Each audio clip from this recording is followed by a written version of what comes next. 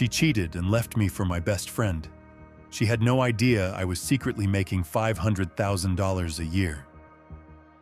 I remember the exact moment Olivia decided to blow up our marriage. She was sitting at the kitchen table, scrolling through her phone like she didn't have a care in the world. I had just walked in from work, ready to drop my bag and unwind, when she looked up and casually said, "Marcus, I want a divorce."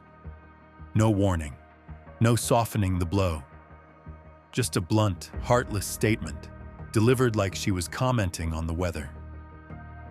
I froze for a second, unsure if I'd heard her correctly. "Excuse me?"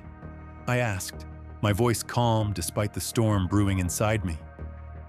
"I said I want a divorce," she repeated, her tone implying I was too slow to comprehend her the first time. I should have been angry, maybe even devastated, but instead I was struck by her sheer audacity. Divorce? After everything we'd been through together? And the reason? That's what hit me the hardest. "I can't keep living like this," she continued, crossing her arms.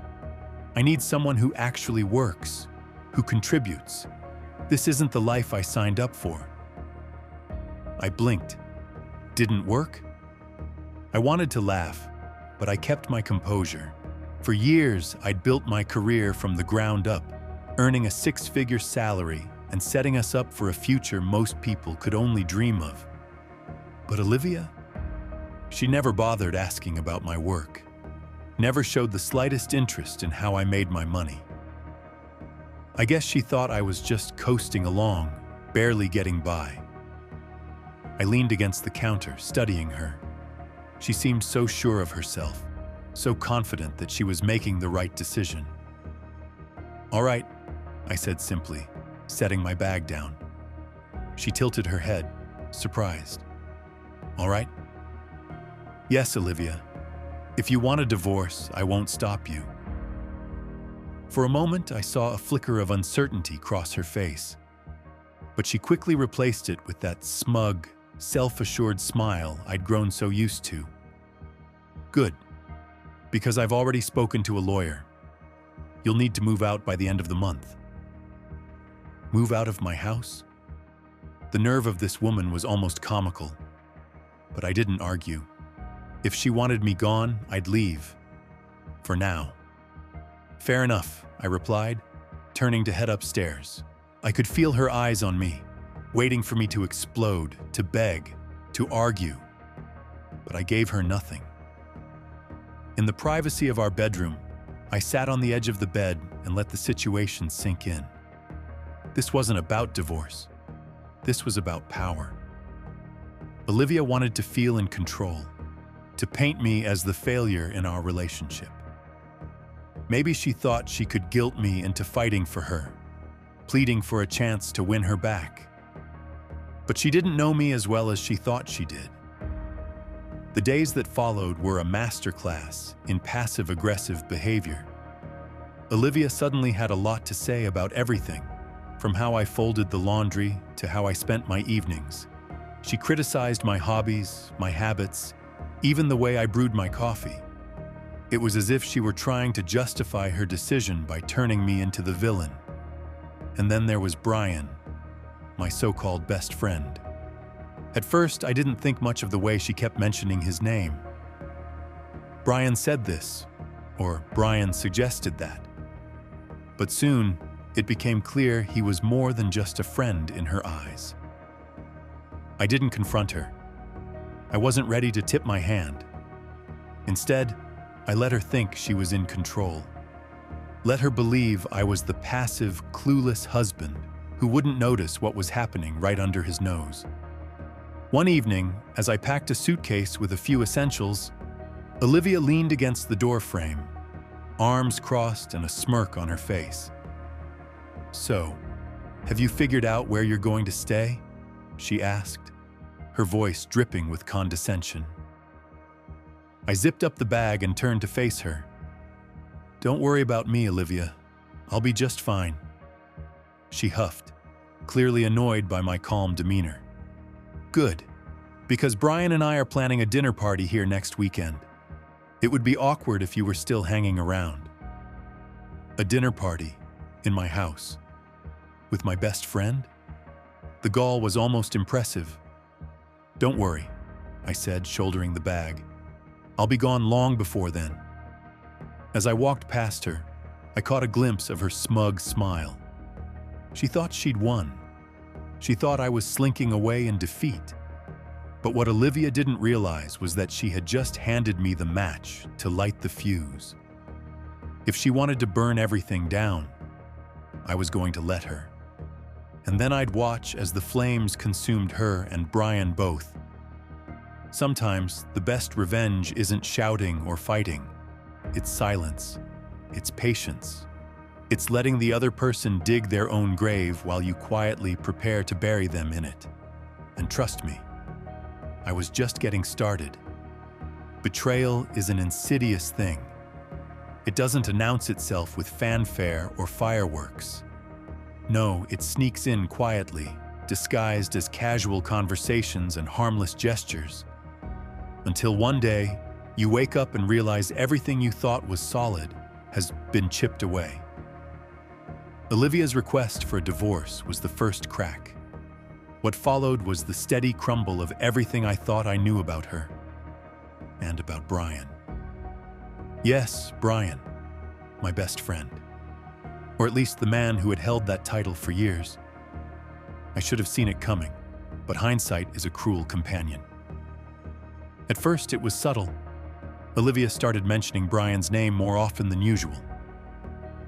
Brian said this, or Brian recommended that, she'd say casually over dinner.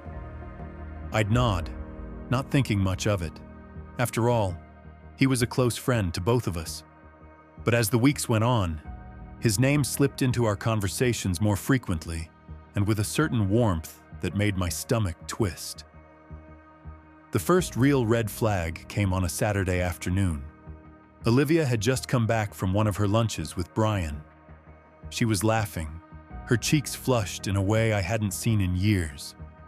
When I asked what was so funny, she waved me off with a dismissive, "Oh, it's just something Brian said." You wouldn't get it. I wouldn't get it. Since when had I been on the outside of our marriage looking in?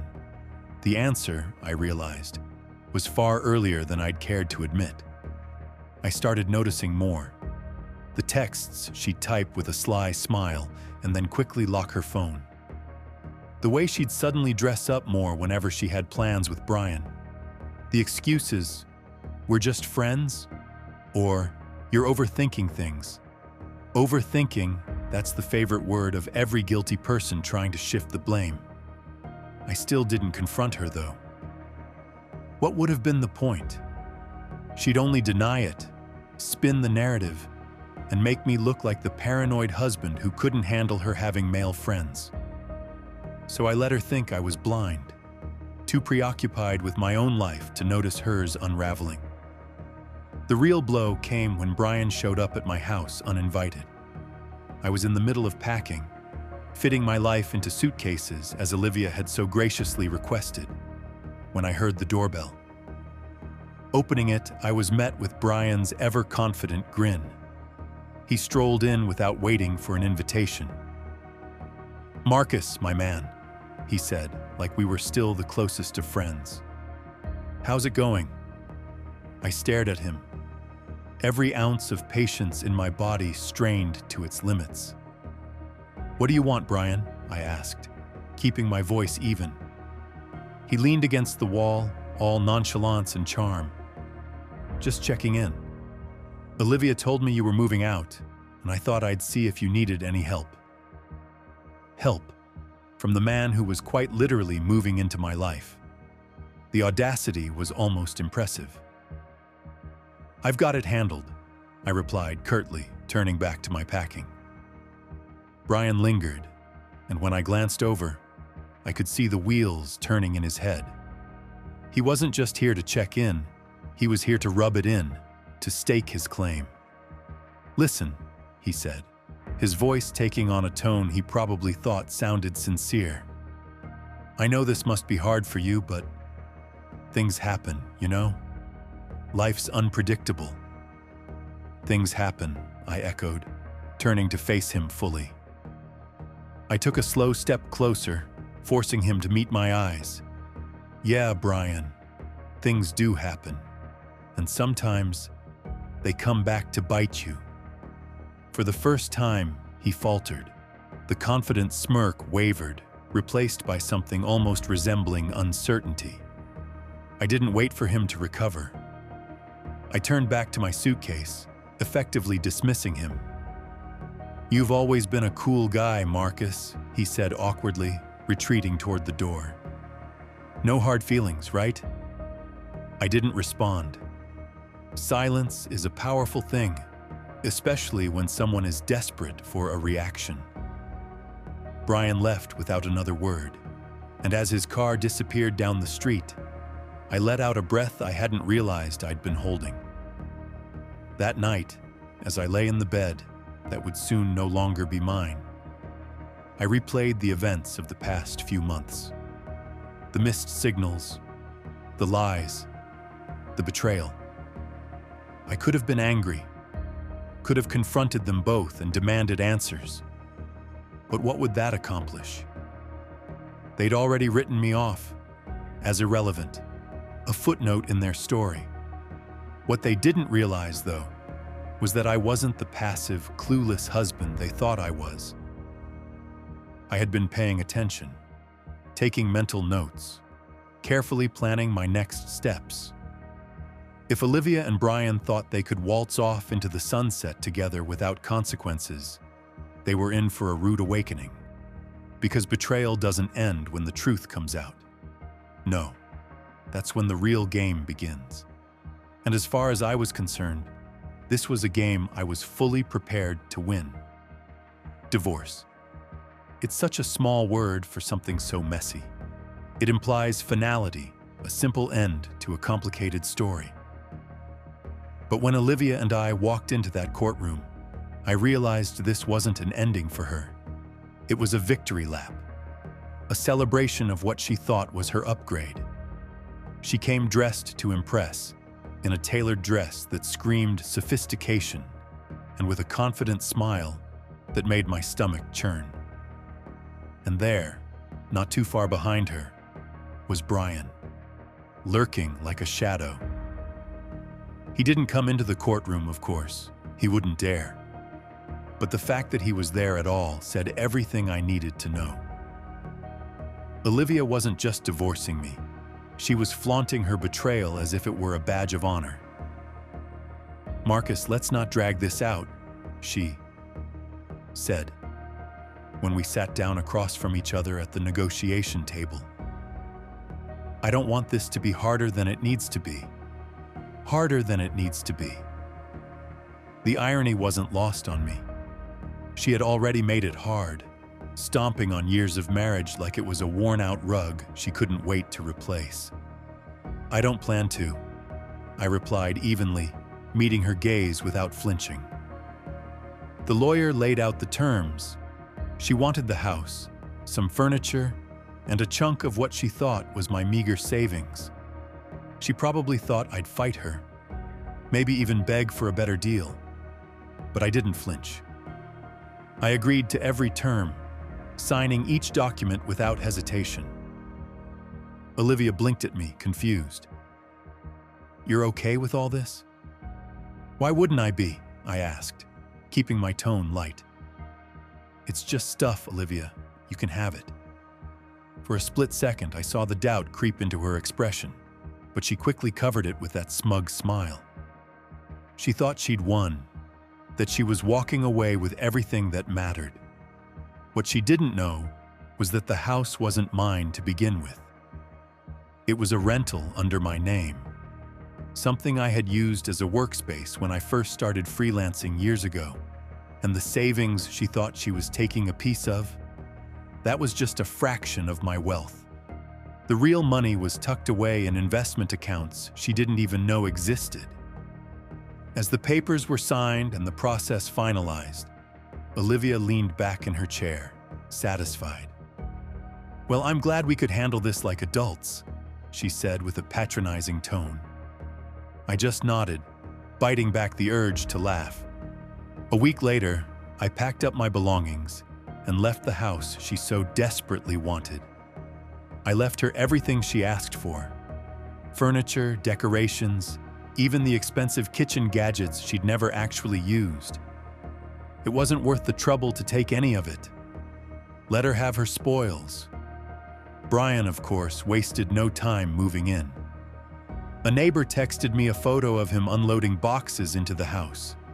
Olivia stood on the porch with that same smug smile plastered across her face.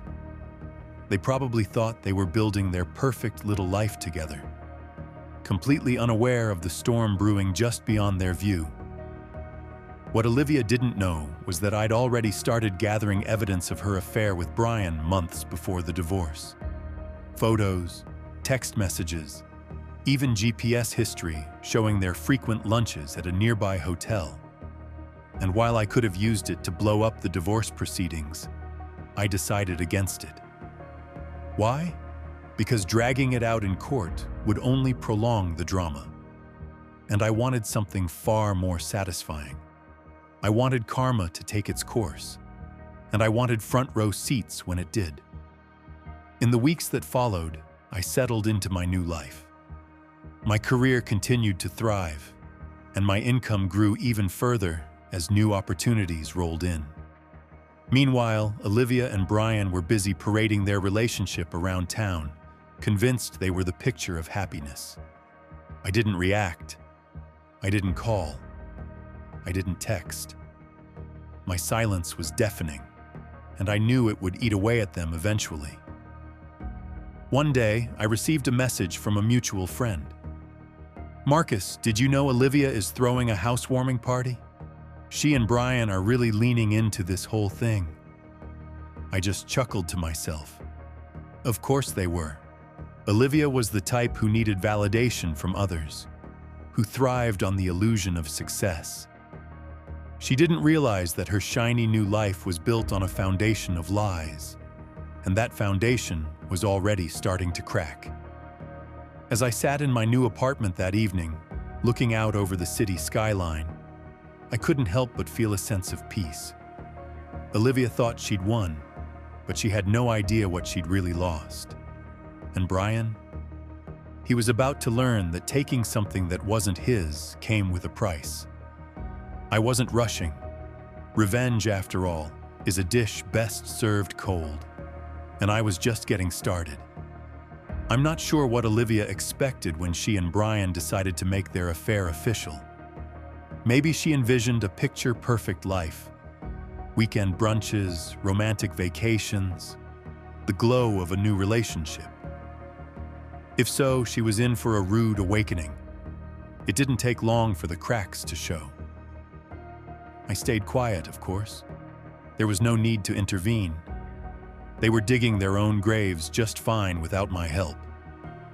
The first sign of trouble came through whispers from mutual acquaintances.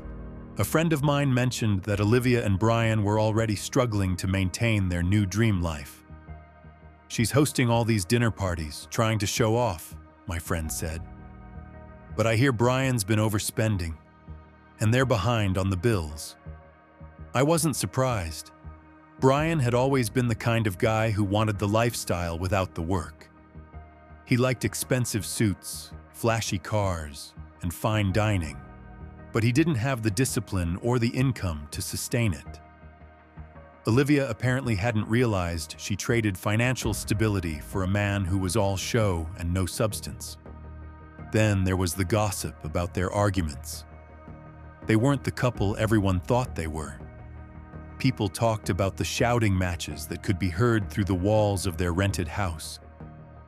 Yes, rented. The house Olivia had been so smug about taking in the divorce. It was gone. She'd been forced to sell it after realizing she couldn't afford the upkeep. One day, I got a call from an old neighbor. "Marcus, you won't believe this," she said, barely able to contain her laughter. "Olivia and Brian had the landlord banging on their door this morning. They're behind on rent." I leaned back in my chair, a smile creeping onto my face. "Oh, how far behind?" "3 months," she said. "They're trying to act like it's no big deal, but you can tell. They're struggling." It was poetic, really. The life they'd so proudly built on betrayal was crumbling under the weight of their own arrogance. Meanwhile, I focused on my own life. My income had grown exponentially since the divorce, and I was busier than ever with new projects and opportunities. I poured myself into my work, building something real and lasting, while Olivia and Brian stumbled through their hollow relationship. Then, out of the blue, Olivia reached out. She sent me a text one evening, pretending to be friendly. "Hi Marcus, I hope you're doing well. Just wanted to check in and see how things are going for you." I stared at the message for a moment, debating whether to respond. I could feel the underlying desperation in her words. She wasn't checking in, she was fishing. Still, I decided to play along. "Things are great, Olivia," I replied. "Business is booming. How about you?" Her response came quickly. "Oh, Brian and I are doing well. Things are a bit tight financially, but we're managing." I almost laughed. Managing, that was putting it generously. The real kicker came a week later. I was leaving a client meeting when I spotted Olivia waiting outside the building. She looked different, tired, stressed, and not nearly as put together as she used to be. "Marcus," she called, her voice tinged with something I hadn't heard from her in years: uncertainty. I approached her, keeping my expression neutral. "Olivia, what brings you here?" She hesitated, fiddling with the strap of her purse. I wanted to talk. Things have been tough lately, and I thought maybe we could catch up. Catch up. I knew exactly what she wanted, but I wasn't about to make it easy for her. "I'm a little busy," I said, "but I hope things improve for you." She forced a smile, but I could see the cracks beneath it. As I walked away, I couldn't help but feel a sense of satisfaction. This was karma at its finest. Olivia and Brian had thought they were trading up, but they didn't realize the price of their choices. Now they were stuck in a life they couldn't afford, struggling to keep up appearances while the walls closed in around them. The best part? I didn't have to lift a finger. They had done this to themselves, and I was content to watch from a distance as they reaped what they had sown. Their perfect little world was falling apart, and I hadn't even started my revenge yet. The thing about revenge is that it doesn't always need to be loud. Sometimes, the sweetest victories are the ones where you don't have to say a word. You just let the truth do the talking, and the results speak for themselves. That's exactly what I did. As I watched Olivia and Brian's carefully constructed fantasy life start to crumble, I was thriving. My work had taken off in ways I hadn't even anticipated. Deals were closing left and right, and my annual income had climbed to over $533,000. I wasn't just doing well, I was flourishing. But I kept it quiet. There was no need to flaunt my success. Olivia had already dismissed me as the man who didn't work, and I was more than happy to let her hold on to that misconception. Why correct her when her ignorance worked so perfectly in my favor? Instead of focusing on them, I turned all my attention inward. I upgraded my apartment to a sleek, modern space in the heart of the city, a place that reflected my new life. Floor-to-ceiling windows, smart technology, and a view of the skyline that was nothing short of breathtaking. It was a home built on my own hard work, free of the bitterness and betrayal that had tainted the last one. My days were filled with meetings, projects, and opportunities that kept me sharp and engaged. My nights? Those were for me. I started going out more, reconnecting with old friends and making new ones. Life felt lighter, freer, and full of potential. Of course, Olivia wasn't completely absent. Every now and then, I'd get a text or hear through mutual acquaintances about her and Brian's latest struggles. The unpaid bills, the arguments, the mounting debt. Apparently, they had tried hosting a dinner party at the rental, only to have the power cut off mid-evening because they hadn't paid the utility bill. "Marcus," one friend laughed over the phone. "You should have seen it. Olivia was mortified. Brian tried to play it off like it was a mistake, but everyone knew what was really going on." I didn't laugh, though. I just nodded, letting the satisfaction wash over me. This wasn't about schadenfreude or rubbing their failures in their faces. It was about balance. They had tipped the scales with their betrayal, and now life was evening things out. One day, I ran into Brian at a coffee shop. He looked haggard, his once polished appearance replaced by something more disheveled. He didn't see me at first, so I had a moment to observe.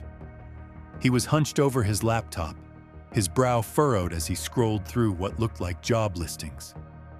When he finally glanced up and saw me, his expression shifted. There was no smugness, no bravado, just a flicker of embarrassment. "Marcus?" he said, standing awkwardly. "Brian," I replied coolly. "How's it going?"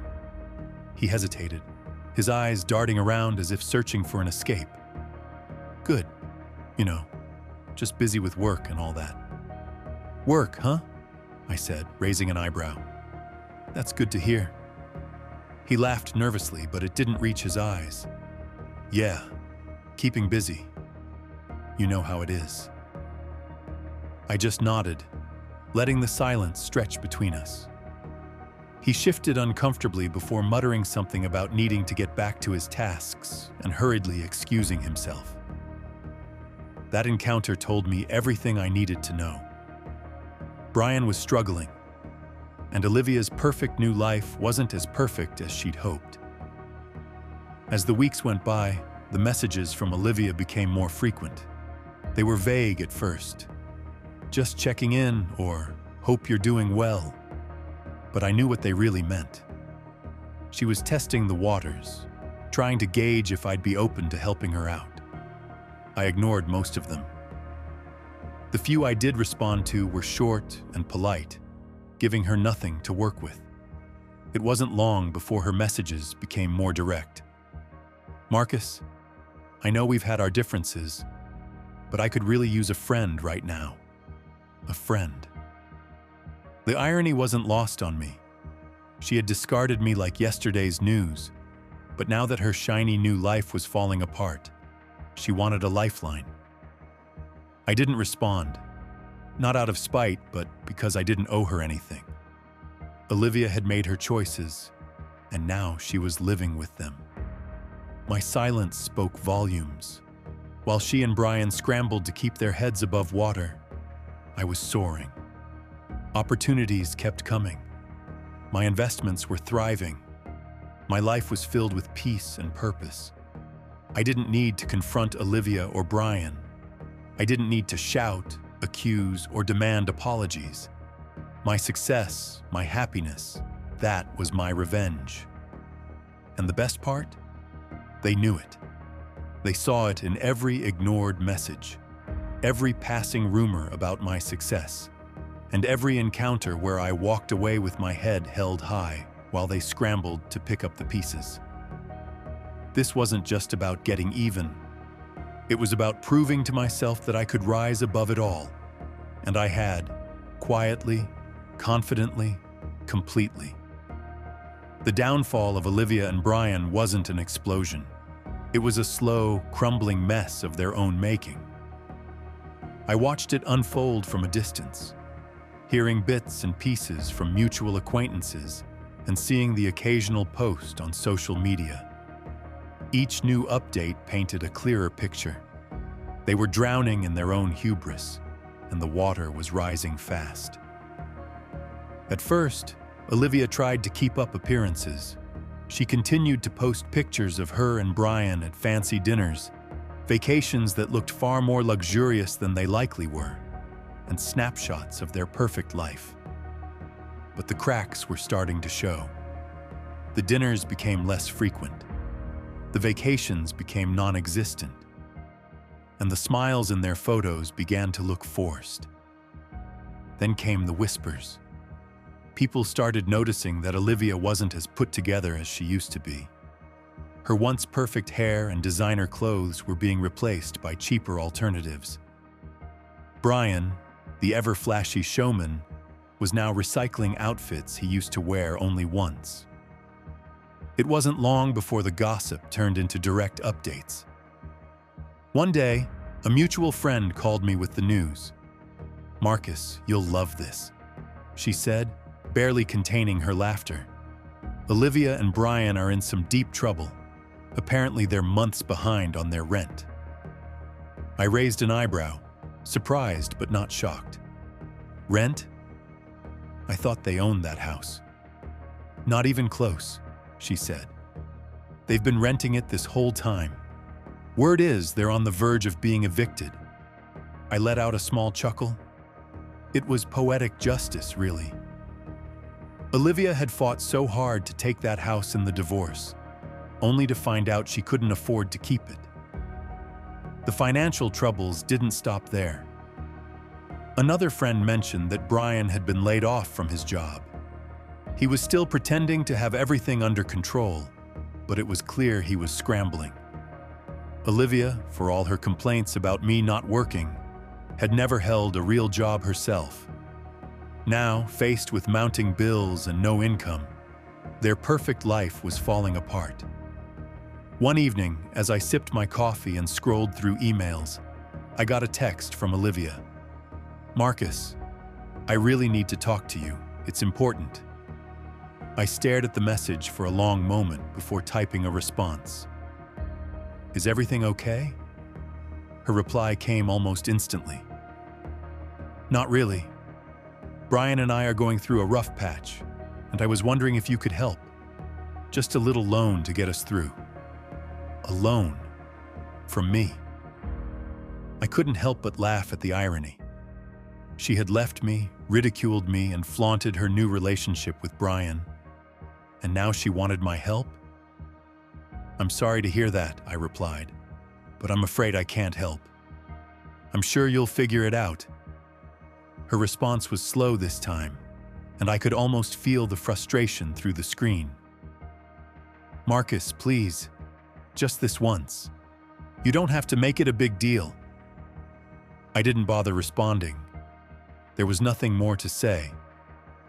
Olivia and Brian had made their bed, and now they were lying in it. The next piece of news came a week later. Olivia and Brian had officially been evicted.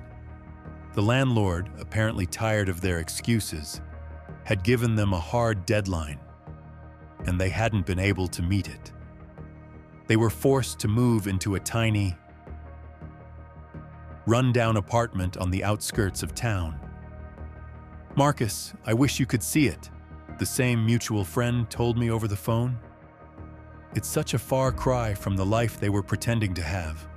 Olivia's barely holding it together, and Brian looks like he's aged 10 years. I didn't gloat. I didn't need to. Their downfall wasn't about me. It was about the consequences of their own choices. Olivia had traded a life of stability and support for a fantasy that couldn't withstand reality. And Brian, well, he was reaping exactly what he'd sown. But the most telling sign came during another unexpected encounter. I ran into Olivia at a grocery store, her cart filled with store-brand essentials. She looked up, saw me, and froze. "Marcus," she said, her voice shaky. "Olivia," I replied, keeping my tone neutral. She opened her mouth as if to say something, but no words came out. She looked defeated. The confident, smug woman who had demanded a divorce and flaunted her affair was nowhere to be found. "I hope you're doing well," I said, breaking the silence. She nodded quickly, her eyes darting away. You too, she mumbled before pushing her cart down the aisle. As I watched her walk away, I couldn't help but feel a strange mix of emotions. Satisfaction, yes, but also pity. Olivia had made her choices, and they had led her here. This was the life she had fought so hard to create, and now she was trapped in it. I didn't need to say or do anything to make her regret what she'd done. Life had already taken care of that for me. And as I walked out of the store that day, I realized that sometimes karma doesn't need a push. It just needs time. It wasn't long before everything came to a head. I knew it was coming. It was inevitable. People like Olivia and Brian don't handle consequences well. When their carefully constructed illusion of success starts to crumble, they lash out, looking for someone to blame or someone to bail them out. One morning, as I was finishing up a client call, my phone lit up with a number I hadn't saved. But I knew it. Olivia. For a moment, I considered letting it ring out, but curiosity got the better of me. I picked up, keeping my tone calm. Marcus speaking. Her voice was tense, on the verge of cracking. Marcus, we need to talk.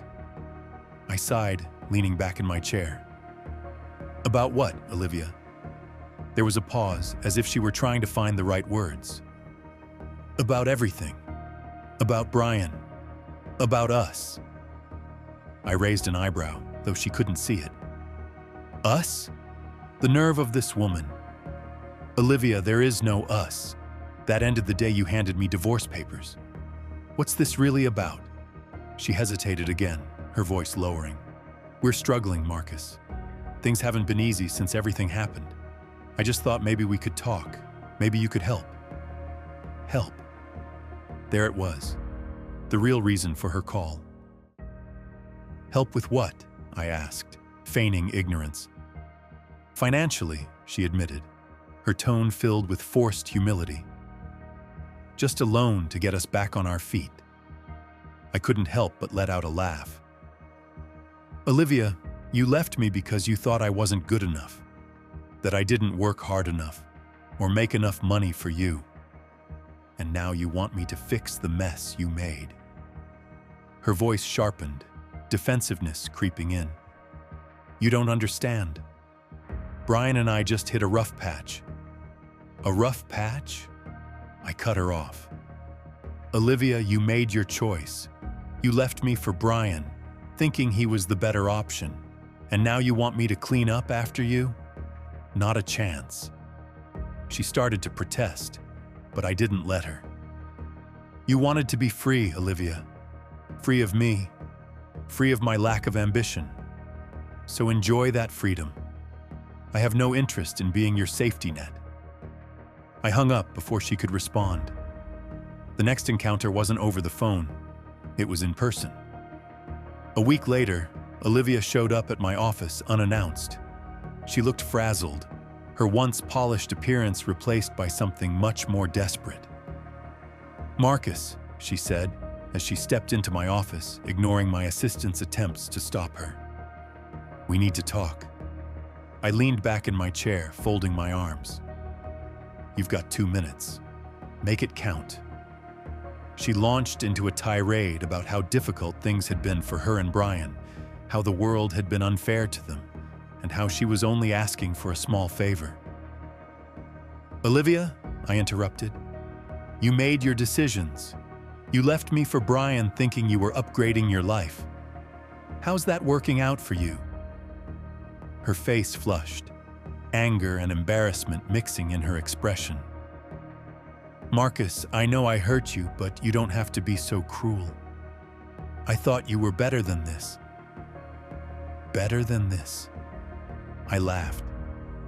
You thought I was a failure, Olivia. You thought I wasn't good enough. Now you're here begging me for help because your perfect life isn't so perfect after all. I owe you nothing.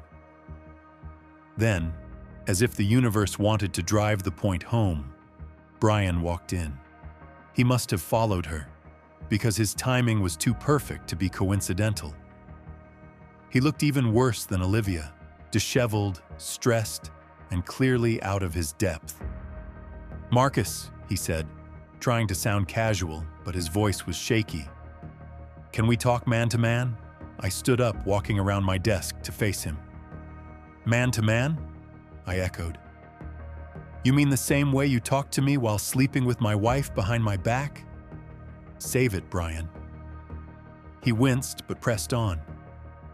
"Look, we made mistakes, but Olivia and I are in a tough spot and we thought maybe you'd be willing to help us out. Just a loan, something small." I shook my head, laughing again. "Unbelievable. You betrayed me, lied to me, and now you want me to bail you out? The audacity is impressive, I'll give you that."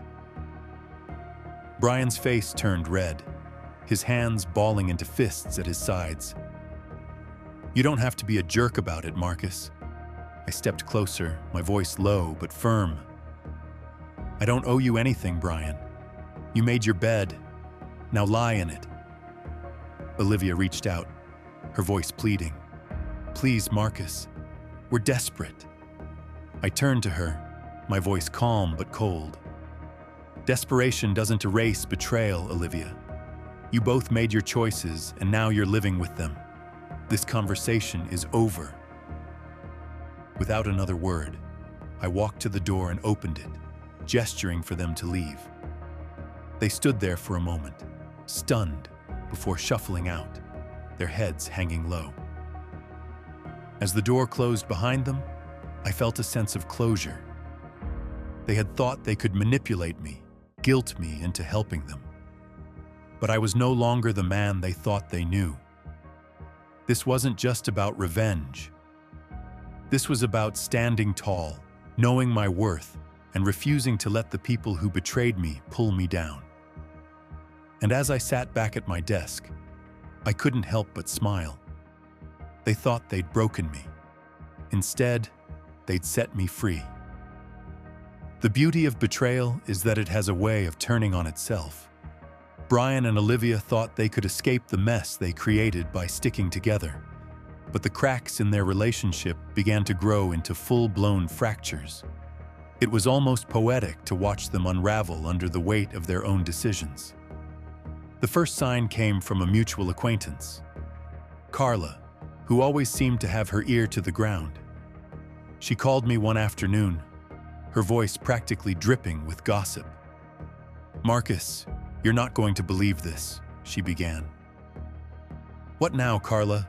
I replied, already amused by her dramatic tone.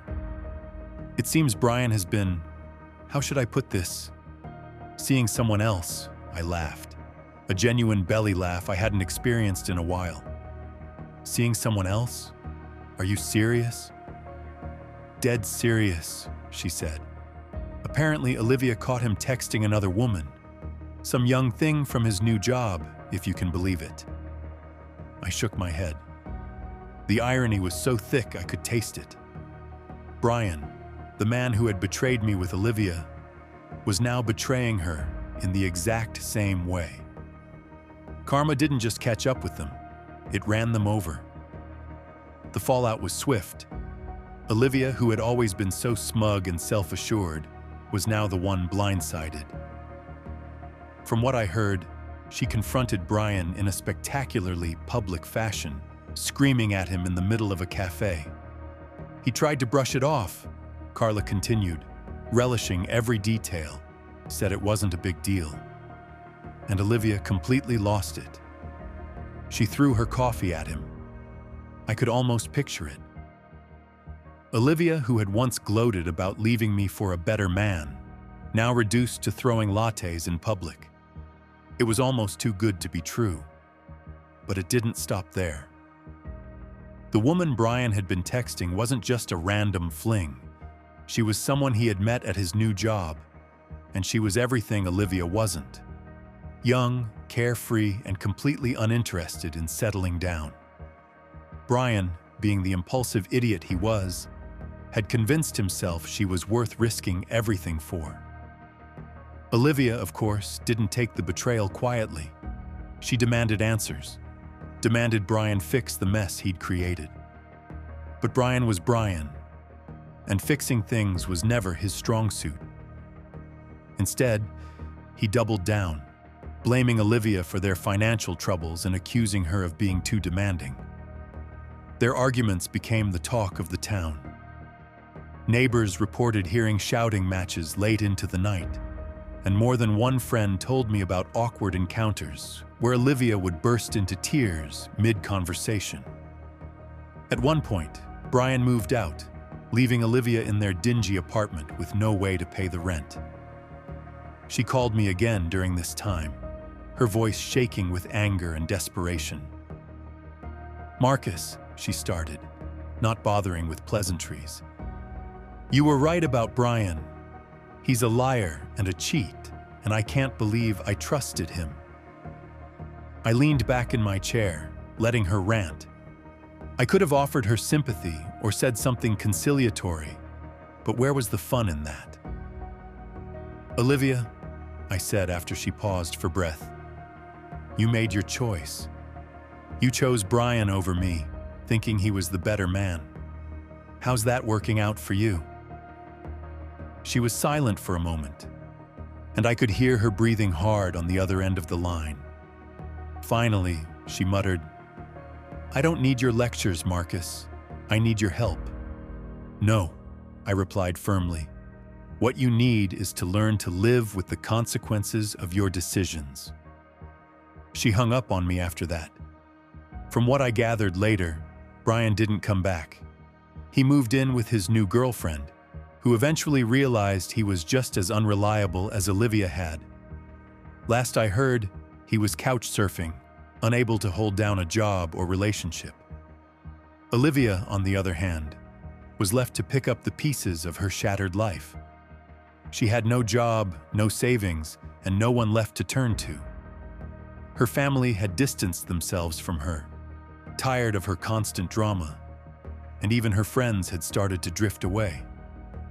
The very life she had fought so hard to build with Brian had turned to ash, and I didn't have to lift a finger. Karma had done all the work for me. There's a certain satisfaction in knowing that people like Olivia and Brian inevitably destroy themselves. They think they're clever, think they can manipulate and betray their way into happiness. But life has a way of humbling them. And while they were busy tearing each other apart, I was thriving. My work was flourishing, my life was peaceful, and my future was brighter than ever. The best revenge, they say, is living well.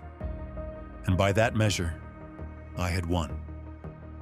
The funny thing about hitting rock bottom, when you're the one betrayed, humiliated, and discarded, is that you find out just how resilient you really are. For me, the divorce wasn't the end. It was the beginning. A fresh start disguised as devastation. Olivia and Brian had burned the bridge behind them, but I was already building a better one ahead. After the divorce, I made one promise to myself. I wouldn't let their betrayal define me. I would rise above it, not just for the sake of revenge, but for the sake of my own peace. And that's exactly what I did. The first step was investing in myself. I upgraded my apartment to a sleek penthouse in the heart of the city. Floor-to-ceiling windows, minimalist furniture, and a view that reminded me every day how far I'd come. It wasn't just a place to live, it was a statement, a symbol of my new life. My career, already stable, began to flourish in ways I hadn't imagined. Freed from the stress of Olivia's constant criticisms and Brian's backstabbing, I threw myself into my work with renewed focus. Clients noticed. New contracts poured in. My annual income skyrocketed, hitting $513,000 and climbing. And then there were the unexpected opportunities. My expertise and reputation in my field led to speaking engagements, partnerships, and investment offers. Every success felt like a quiet victory, a reminder that I was more than the man Olivia had underestimated. Socially, I began to rebuild as well. Old friends who had drifted away over the years reconnected. New friends entered my life. People who appreciated me for who I was, not what they could gain from me. I started attending events, networking with like-minded individuals, and even taking the occasional weekend trip just for fun. But the most significant change was internal. I learned to value myself in ways I never had before. For years, I had poured so much energy into keeping Olivia happy, trying to meet her impossible standards, that I had lost sight of my own worth. Now I was reclaiming it. Therapy helped too. I won't pretend I did it all on my own. Talking to someone impartial, someone who could help me process the betrayal and the lingering anger, was invaluable. My therapist once told me, "Marcus, you're not responsible for other people's choices. You're only responsible for how you respond to them." Those words became my mantra. And then there was my creative side. I'd always dabbled in writing and photography, but now I had the time and energy to take it seriously. I started a blog, part personal journal, part professional insights, that quickly gained traction. People resonated with my story of rebuilding, of turning pain into progress. Every now and then, I'd hear whispers about Olivia and Brian. Their downward spiral had become something of a cautionary tale among our old circle of friends.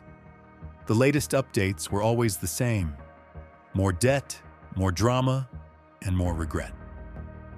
"Marcus," a mutual friend once said over coffee, "I don't know how you're so calm about all this. If I were in your shoes, I'd be furious." I shrugged. "What's the point? They're living their karma. I don't need to add to it." And it was true.